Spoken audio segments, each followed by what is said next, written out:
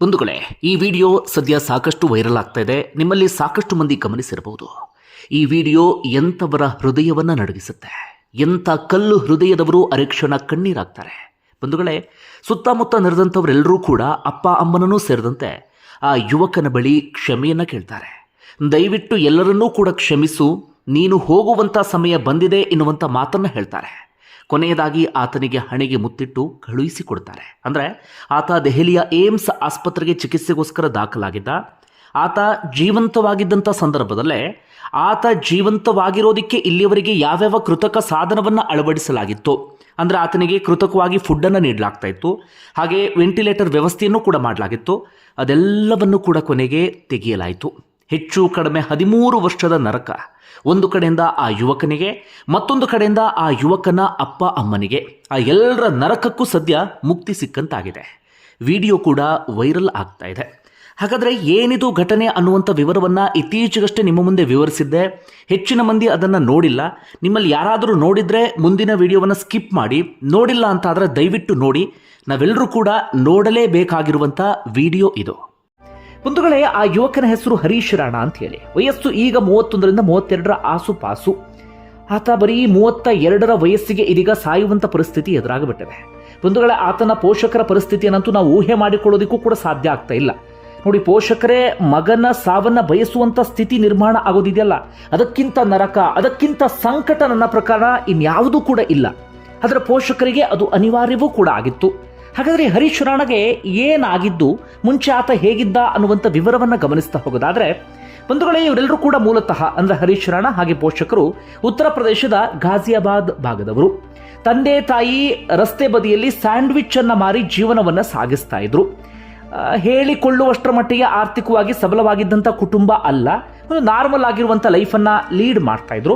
ಆದರೆ ತಂದೆ ತಾಯಿ ಇಬ್ಬರು ಕೂಡ ಮಗನ ಬಗ್ಗೆ ಕನಸನ್ನು ಕಂಡಿದ್ರು. ಮಗನ ಭವಿಷ್ಯವನ್ನು ರೂಪಿಸೋದಿಕ್ಕೆ ತಂದೆ ತಾಯಿ ವಿಪರೀತವಾದಂಥ ಶ್ರಮವನ್ನು ಹಾಕ್ತಾ ಇದ್ರು.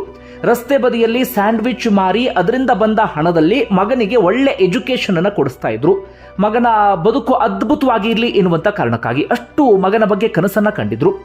ಆ ಕಾರಣಕ್ಕಾಗಿ ಮಗ ಕೂಡ ಬಹಳ ಚೆನ್ನಾಗಿ ಓದ್ತಾ ಇದ್ದ. ಹರೀಶ್ ರಾಣಾ ಪಂಜಾಬ್ನ ಒಂದು ವಿವಿಯಲ್ಲಿ ಸಿವಿಲ್ ಇಂಜಿನಿಯರಿಂಗ್ ಅನ್ನ ಮಾಡ್ತಾ ಇದ್ದ. ಆತ ಮೊಹಾಲಿಯ PG 1ರಲ್ಲಿ ಆತ ವಾಸವನ್ನ ಮಾಡ್ತಾ ಇದ್ದ. ಆತ ಓದಿನಲ್ಲಿ ಬಹಳ ಮುಂದಿದ್ದಂತಹ ಯುವಕ, ಜೊತೆಗೆ ಫುಟ್ಬಾಲ್ ಪ್ಲೇಯರ್ ಕೂಡ ಆಗಿದ್ದ. ಸ್ಫುರದ್ರೂಪಿ, ತುಂಬಾನೇ ಆಕ್ಟಿವ್ ಆಗಿದ್ದಂತಹ ವ್ಯಕ್ತಿ. ಯಾವುದೇ ರೀತಿಯಲ್ಲೂ ಕೂಡ ಸಮಸ್ಯೆ ಇರಲಿಲ್ಲ. ಆತನ ಎಜುಕೇಶನ್ ಎಲ್ಲವೂ ಕೂಡ ನಾರ್ಮಲ್ ಆಗಿ ನಡೀತಾ ಇತ್ತು. ಆದರೆ ಬದುಕು ನಾವು ಅಂದುಕೊಂಡ ಹಾಗೆ ಇರೋದಿಲ್ವಲ್ಲ. 2013ರ ಒಂದು ಘಟನೆ ಆ ಕುಟುಂಬದ ಕನಸನ್ನ ಸಂಪೂರ್ಣವಾಗಿ ಛಿದ್ರ ಮಾಡಿಬಿಡುತ್ತೆ. ಆತನ PGಯ 4ನೇ ಮಹಡಿಯಿಂದ ಆತ ಆಯತಪ್ಪಿ ಕೆಳಗಡೆ ಬಿದ್ದು ಬಿಡ್ತಾನೆ.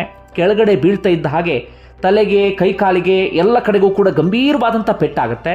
ಸ್ವಲ್ಪ ದಿನಗಳ ಕಾಲ ಆತನಿಗೆ ಆಸ್ಪತ್ರೆಯಲ್ಲಿ ಚಿಕಿತ್ಸೆಯನ್ನು ನೀಡಲಾಗುತ್ತೆ. ಅದಾದ ಬಳಿಕ ವೈದ್ಯರು ಘೋಷಿಸಿ ಬಿಡ್ತಾರೆ, ನೀವು ಮನೆ ಕರ್ಕೊಂಡು ಹೋಗಿ, ಆತ ಕೋಮಾಗೆ ಜಾರಿದ್ದಾನೆ ಅಂತ ಹೇಳಿ. ಬಂಧುಗಳೇ, ಅಪ್ಪ ಅಮ್ಮನ ಪರಿಸ್ಥಿತಿಯನ್ನ ಆ ಸಂದರ್ಭದಲ್ಲಿ ಊಹೆ ಮಾಡ್ಕೊಳ್ಳಿ. ರಸ್ತೆ ಬದಿಯಲ್ಲಿ ಸ್ಯಾಂಡ್ವಿಚ್ ಮಾರ್ತಾ ಇದ್ರು.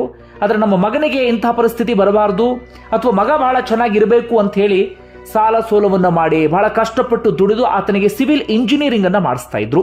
ಆತನು ಕೂಡ ತುಂಬಾನೇ ಆಕ್ಟಿವ್ ಆಗಿದ್ದಂಥ ಹುಡುಗ. ಆಗ ಆತನ ವಯಸ್ಸು 20ರಿಂದ 21ರ ಆಸುಪಾಸಷ್ಟೇ. ಆ ವಯಸ್ಸಿನಲ್ಲಿ ಕೆಳಗಡೆ ಬಿದ್ದು ಆತ ಕೋಮಾಗೆ ಜಾರ್ತಾನೆ ಅಂದ್ರೆ ಅಪ್ಪ ಅಮ್ಮನಿಗೆ ಆಗುವಂತ ಸಂಕಟ, ನೋವಿದೆಯಲ್ಲ, ನಾನು ಮತ್ತೆ ಹೇಳ್ತಾ ಇದ್ದೇನೆ, ಅದನ್ನು ಇಮ್ಯಾಜಿನ್ ಮಾಡಿಕೊಳ್ಳೋದಕ್ಕೂ ಕೂಡ ಸಾಧ್ಯ ಆಗೋದಿಲ್ಲ. ಅಲ್ಲಿಂದ ಅಪ್ಪ ಅಮ್ಮನದ್ದು ಇನ್ನೊಂದು ರೀತಿಯಾದಂಥ ಹೋರಾಟ ಆರಂಭ ಆಗಿಬಿಡುತ್ತೆ. ಆತನ ಪರಿಸ್ಥಿತಿ ಹೇಗಿತ್ತು ಅಂದರೆ, ಹರೀಶ್ ರಾಣಾ ಸಂಪೂರ್ಣವಾಗಿ ನೆನಪನ್ನು ಕಳ್ಕೊಂಡಿರ್ತಾನೆ. ಪ್ರಜ್ಞೆಯೂ ಕೂಡ ಇರೋದಿಲ್ಲ. ಕೇವಲ ಹಾರ್ಟ್ ಬೀಟ್ ಅಥವಾ ಆತನ ಜೀವ ಉಳಿಯೋದಕ್ಕೆ ಏನೇನು ಬೇಕು ಅಂಥದ್ದು ಮಾತ್ರ ಆತನ ದೇಹದಲ್ಲಿ ವರ್ಕ್ ಆಗ್ತಾ ಇರುತ್ತೆ. ಇನ್ನುಳಿದಂತೆ ಆತ ಸಂಪೂರ್ಣವಾಗಿ ಕೋಮಾಗೆ ಜಾರಿ ಇರ್ತಾನೆ. ಅಲ್ಲಿಂದ ಅಪ್ಪ ಅಮ್ಮ ಮಗನನ್ನ ಉಳಿಸಿಕೊಳ್ಳೋದಿಕ್ಕೆ ಏನೇನು ಹೋರಾಟವನ್ನ ಮಾಡಬೇಕು, ಎಲ್ಲ ರೀತಿಯಾದಂಥ ಹೋರಾಟವನ್ನು ಕೂಡ ಆರಂಭಿಸಿ ಬಿಡ್ತಾರೆ. ಆತನಿಗೆ ಈ ಕೊಳವೆಯ ಮೂಲಕ ಪೋಷಕಾಂಶಯುಕ್ತವಾದಂಥ ಆಹಾರವನ್ನು ನೀಡಲಾಗ್ತಾ ಇತ್ತು. ಇನ್ನು ಅಪ್ಪ ಅಮ್ಮ ಮೊದಲೇ ಬಡತನದಲ್ಲಿ ಜೀವನವನ್ನು ಸಾಗಿಸ್ತಾ ಇದ್ರು. ಅಂಥದ್ರಲ್ಲಿ ಮಗ ಕಂಪ್ಲೀಟ್ ಆಗಿ ಬೆಡ್ ಮೇಲೆ ಮಲಗಿದ್ದಂಥ ಸಂದರ್ಭದಲ್ಲಿ, ಅದರಲ್ಲೂ ಕೂಡ ಕೋಮಾ ಸ್ಥಿತಿಯಲ್ಲಿ ಇದ್ದಾಗ ಅವ್ರು ಏನೇನು ಮಾಡಿರಬೇಡ ಅನ್ನೋದನ್ನು ನೀವು ಯೋಚನೆ ಮಾಡಿ. ಮೊದಲಿಗೆ ಅವರು ಈ ವೈದ್ಯಕೀಯ ವೆಚ್ಚ ಇತ್ತಲ್ಲ, ಅದು ವಿಪರೀತ ಆಗಿಬಿಡುತ್ತೆ. ಅವರಿಗೆ ಎಷ್ಟು ಹಣವನ್ನು ಸುರಿಯೋದಕ್ಕೆ ಸಾಧ್ಯವೋ ದುಡಿದು ಅಥವಾ ಸಾಲ ಮಾಡಿ ಅಷ್ಟು ಹಣವನ್ನು ಆಸ್ಪತ್ರೆಗೆ ನಿರಂತರವಾಗಿ ಸುರಿತಾರೆ. ಒಂದು ಮತ್ತೊಂದು, ಮಗನನ್ನ ಬಿಟ್ಟು ಅವರೆಲ್ಲೂ ಕೂಡ ಹೋಗಲಾಗದಂಥ ಪರಿಸ್ಥಿತಿ. ಹೀಗಾಗಿ ಹಗಲು ರಾತ್ರಿ ಎನ್ನದೆ ಮಗನಿಗೋಸ್ಕರ ಕಾಯ್ತಾನೆ ಇರ್ತಾರೆ. 6 ತಿಂಗಳಾಗತ್ತೆ, 1 ವರ್ಷ ಆಗುತ್ತೆ, 1.5 ವರ್ಷ ಆಗುತ್ತೆ, 2 ವರ್ಷ ಆಗುತ್ತೆ. ವೈದ್ಯರು ಒಮ್ಮೊಮ್ಮೆ ಹೇಳ್ತಾರೆ ಇಲ್ಲ ಆತ ಮತ್ತೆ ವಾಪಸ್ ಬರೋದಕ್ಕೆ ಸಾಧ್ಯವೇ ಇಲ್ಲ ಅಂತ ಹೇಳಿ. ಇನ್ನೊಮ್ಮೆ ಹೇಳ್ತಾರೆ ನೀವು ಮಾಡುವಂಥ ಪ್ರಯತ್ನವನ್ನ ಮಾಡಿ, ಏನಾದರೂ ಒಂದು ಮ್ಯಾಜಿಕ್ ಆಗಬಹುದು ಅಥವಾ ಪವಾಡ ಆಗಬಹುದು, ಆತ ಕಂಬ್ಯಾಕ್ ಮಾಡಬಹುದು ಬದುಕಿನಲ್ಲಿ ಎನ್ನುವಂಥ ರೀತಿಯಲ್ಲಿ. ಹೀಗಾಗಿ ಅವರು ವರ್ಷಗಳು ಉರುಳ್ತಾನೆ ಇರ್ತವೆ, ಅವರು ಖರ್ಚು ಮಾಡ್ತಾನೆ ಇರ್ತಾರೆ. ಮಗನಿಗೋಸ್ಕರ ಏನೆಲ್ಲ ಸೇವೆಯನ್ನು ಸಲ್ಲಿಸಬೇಕು ಆ ಎಲ್ಲ ಸೇವೆಯನ್ನು ಕೂಡ ಸಲ್ಲಿಸ್ತಾನೆ ಇರ್ತಾರೆ. ಹಗಲು ರಾತ್ರಿ ಅನ್ನೋದೇ ಕಣ್ಣಲ್ಲಿ ಕಣ್ಣಿಟ್ಟು ಆತನ ನೋಡ್ಕೊಳ್ತಾರೆ. ಆದರೆ ವರ್ಷಗಳು ಜಾರ್ತಾ ಇದ್ವೇ ಹೊರತಾಗಿ ಅವರಿಗೊಂದು ಸಣ್ಣ ಭರವಸೆ ಆಗಲಿ ಅಥವಾ ಸಣ್ಣ ನಂಬಿಕೆ ಆಗಲಿ ಹುಟ್ಟುವಂಥ ಯಾವ ಇನ್ಸಿಡೆಂಟ್ ಕೂಡ ನಡೆಯೋದೇ ಇಲ್ಲ. ಅಂದ್ರೆ ಆತ ಚೇತರಿಸ್ಕೊಳ್ತಿದ್ದಾನೆ, ಆತ ಕಂಬ್ಯಾಕ್ ಮಾಡಬಹುದು ಎನ್ನುವಂಥ ಯಾವ ಲಕ್ಷಣಗಳು ಕೂಡ ಕಾಣೋದಿಲ್ಲ. ಹೀಗೆ ವರ್ಷಗಳು ಉರುಳ್ತಾ ಉರುಳ್ತಾ ಉರುಳ್ತಾ ಉರುಳ್ತಾ ಕೊನೆಗೆ ಎಲ್ಲಿಗೆ ಬಂದುಬಿಡುತ್ತೆ ಅಂದರೆ 2023-24 ಅವಧಿಗೆ ಬಂದುಬಿಡುತ್ತೆ. ಆಗ ಅಪ್ಪ ಅಮ್ಮನಿಗೆ ಅನ್ಸುತ್ತೆ ಮಗ ಪ್ರತಿದಿನ ಸಾಯ್ತಿದ್ದಾನಲ್ಲ, ಅದನ್ನು ನೋಡೋದಕ್ಕೆ ನಮಗೆ ಸಾಧ್ಯ ಆಗ್ತಿಲ್ಲ ಅಂತ. ಹೋದ್ರೆ ಒಂದೇ ಸರ್ತಿ ಹೋಗಿಬಿಡ್ಲಿ, ಪ್ರತಿದಿನ ಆತ ಸಾಯೋದು ಅಥವಾ ಪ್ರತಿದಿನ ಆತ ಸಂಕಟ ಅನುಭವಿಸೋದು, ನೋವನ್ನು ಅನುಭವಿಸೋದು ನಮ್ಮ ಕಣ್ಣಾರೆ ನೋಡೋದಕ್ಕೆ ಸಾಧ್ಯವೇ ಇಲ್ಲ ಅಂತೇಳಿ ಅಪ್ಪ ಅಮ್ಮನಿಗೆ ಅನ್ಸೋದಕ್ಕೆ ಶುರುವಾಗುತ್ತೆ. ಅವರು ಕೂಡ ಪ್ರತಿದಿನ ಕಣ್ಣೀರು ಹಾಕ್ತಾ ಇದ್ರು. ಆ ಮಗನ ಪರಿಸ್ಥಿತಿ ನೋಡೋದಕ್ಕೆ ಸಾಧ್ಯ ಆಗದೆ ಅವರು ಒದ್ದಾಟವನ್ನು ಅನುಭವಿಸ್ತಾ ಇದ್ರು. ಆ ಸಂದರ್ಭದಲ್ಲಿ ಅಪ್ಪ ಅಮ್ಮ ಒಂದು ಗಟ್ಟಿ ನಿರ್ಧಾರಕ್ಕೆ ಬಂದು ಬಿಡ್ತಾರೆ. ಅಂತ ಒಂದು ಡಿಸಿಷನ್ ತೆಗೆದುಕೊಳ್ಳೋದು ಬಹಳನೇ ಕಷ್ಟ. ಅವರೊಂದು ಡಿಸಿಷನ್ಗೆ ಬರ್ತಾರೆ. ಅವ್ರು ಹೇಳ್ತಾರೆ ಮಗನಿಗೆ ದಯಾಮರಣವನ್ನು ಕಲ್ಪಿಸಿ ಅಂತ ಹೇಳಿ ಹೈಕೋರ್ಟ್ಗೆ ಅವರು ಅರ್ಜಿಯನ್ನ ಸಲ್ಲಿಸ್ತಾರೆ ಆರಂಭದಲ್ಲಿ. ಆಗ ಅಪ್ಪ ಅಮ್ಮ ಹೇಳಿದ್ದೇನಪ್ಪ ಅಂದ್ರೆ ನಮಗೆ ಪ್ರತಿದಿನದ ಆತನ ಸಂಕಟವನ್ನ ನೋಡೋದಕ್ಕೆ ಸಾಧ್ಯ ಆಗ್ತಾ ಇಲ್ಲ, ಜೊತೆಗೆ ನಮಗೂ ಕೂಡ ವಯಸ್ಸಾಗ್ತಾ ಇದೆ. ನಾವು ಹೋದ್ವಿ ಅಂತಾದ್ರೆ ಆತನನ್ನ ನೋಡಿಕೊಳ್ಳುವಂಥವ್ರು ಯಾರು? ಅದಾದ ಬಳಿಕ ಆತನ ಪರಿಸ್ಥಿತಿ ಹೇಗಿರುತ್ತೆ ಅದನ್ನ ಊಹೆ ಮಾಡಿಕೊಳ್ಳೋದಕ್ಕೂ ಕೂಡ ನಮಗೆ ಸಾಧ್ಯ ಆಗ್ತಾ ಇಲ್ಲ. ಹೀಗಾಗಿ ಆತನಿಗೆ ದಯಾಮರಣ ಬೇಕು ಅಂತ ಹೇಳಿ ಅರ್ಜಿ ಸಲ್ಲಿಸ್ತಾರೆ. ಅಲ್ಲಿಂದ ಕಾನೂನು ಹೋರಾಟ ಆರಂಭ ಆಗುತ್ತೆ ನೋಡಿ. ಯಾಕಂದ್ರೆ ನಮ್ಮ ಕಾನೂನಲ್ಲಿ ದಯಾಮರಣಕ್ಕೆ ಸಂಬಂಧಪಟ್ಟ ಹಾಗೆ ಯಾವುದೇ ಸ್ಪಷ್ಟವಾದಂಥ ವ್ಯಾಖ್ಯಾನ ಇರಲಿಲ್ಲ. ಹಿಂದೆ ಸಾಕಷ್ಟು ಮಂದಿ ದಯಾಮರಣಕ್ಕೋಸ್ಕರ ಅರ್ಜಿಯನ್ನು ಸಲ್ಲಿಸಿದ್ದಾರೆ. 20 ವರ್ಷ 25 ವರ್ಷ ಕೋಮದಲ್ಲಿ ಇದ್ದಂಥವರು. ಆದರೆ ಯಾರಿಗೂ ಕೂಡ ಬೇರೆ ಬೇರೆ ಕಾರಣಗಳಿಗೆ ಅವಕಾಶ ಸಿಕ್ಕಿರಲಿಲ್ಲ. ಆದರೆ 2018ರಲ್ಲಿ ಒಂದು ಸ್ಪಷ್ಟವಾಗಿ ಕೋರ್ಟ್ ಹೇಳಿತ್ತು. ಏನಪ್ಪಾ ಅಂದ್ರೆ ಘನತೆಯಿಂದ ಸಾಯೋದು ಸಂವಿಧಾನದ ಮೂಲಭೂತವಾದಂತಹ ಹಕ್ಕು ಎನ್ನುವಂಥ ರೀತಿಯಲ್ಲಿ 2023ರಲ್ಲಿ ಒಂದು ಮಾರ್ಗಸೂಚಿಯನ್ನ ಸಿದ್ಧಪಡಿಸಿ ಅದಕ್ಕೊಂದಷ್ಟು ತಿದ್ದುಪಡಿ ಅಂಥದ್ದೆಲ್ಲವನ್ನೂ ಕೂಡ ಮಾಡಿತ್ತು. ಅದೇ ಆಧಾರದ ಮೇಲೆ ಇವರ ಅರ್ಜಿ ಹೈಕೋರ್ಟ್ನಿಂದ ಸುಪ್ರೀಂ ಕೋರ್ಟ್ಗೆ ಹೋಗುತ್ತೆ. ಯಾಕಂದ್ರೆ ಹೈಕೋರ್ಟ್ನಲ್ಲಿ ಅರ್ಜಿನ ತಿರಸ್ಕರಿಸ್ತಾರೆ. ಹೈಕೋರ್ಟ್ ಹೇಳಿದ್ದೇನಪ್ಪ ಅಂದ್ರೆ ನಿಮ್ಮ ಮಗ ಇದೀಗ ವೆಂಟಿಲೇಟರ್ನಲ್ಲಿ ಇಲ್ಲ, ಅಂದ್ರೆ ಕೃತಕ ಸಾಧನಗಳ ಮೂಲಕ ಆತ ಉಸಿರಾಡೋದು ಅಂಥದ್ದೇನೂ ಕೂಡ ಆಗ್ತಾ ಇಲ್ಲ. ಹೀಗಾಗಿ ಆತನ ಜೀವವನ್ನ ತೆಗೆಯುವಂತ ಹಕ್ಕು ನಮಗಿಲ್ಲ ಎನ್ನುವ ರೀತಿಯಲ್ಲಿ ಹೈಕೋರ್ಟ್ ಹೇಳುತ್ತೆ. ಹೀಗಾಗಿ ಅವರು ಸುಪ್ರೀಂ ಕೋರ್ಟ್ಗೆ ಹೋಗ್ತಾರೆ. ಸುಪ್ರೀಂ ಕೋರ್ಟ್ನಲ್ಲಿ ಮತ್ತೊಂದು ರೀತಿಯಾದಂಥ ಕಾನೂನು ಹೋರಾಟ ಅಥವಾ ಪ್ರಕ್ರಿಯೆಗಳೆಲ್ಲವೂ ಕೂಡ ಆರಂಭ ಆಗುತ್ತೆ. ಸುಪ್ರೀಂ ಕೋರ್ಟ್ ಆರಂಭದಲ್ಲಿ ಮಾಡಿದ್ದೇನಪ್ಪ ಅಂದ್ರೆ ಪ್ರಾಥಮಿಕ ಹಾಗೆ ದ್ವಿತೀಯ ವೈದ್ಯಕೀಯ ಮಂಡಳಿಯನ್ನ ರಚನೆ ಮಾಡುತ್ತೆ. ಆ ಮೂಲಕ ವೈದ್ಯರ ಸಲಹೆಯನ್ನು ಕೇಳಲಾಗುತ್ತೆ ಅಥವಾ ವೈದ್ಯರಿಂದ ಸ್ಪಷ್ಟವಾದಂಥ ವರದಿಯನ್ನು ತರಿಸಿಕೊಳ್ಳಲಾಗುತ್ತೆ. ಆಗ ವೈದ್ಯರು ಬಹಳ ಸ್ಪಷ್ಟವಾಗಿ ಹೇಳ್ತಾರೆ, ಅಂದರೆ ಏನು ಹೇಳ್ತಾರೆ ಅಂದರೆ ಈತ ಬದುಕುಳಿಯುವಂಥ ಯಾವುದೇ ಚಾನ್ಸಸ್ ಕೂಡ ಇಲ್ಲ. ಜೊತೆಗೆ ಮುಂದಿನ ದಿನಗಳಲ್ಲಿ ಆತನ ಪರಿಸ್ಥಿತಿ ಇನ್ನಷ್ಟು ಕಠಿಣವಾಗುವಂಥ ಸಾಧ್ಯತೆ ಇದೆ.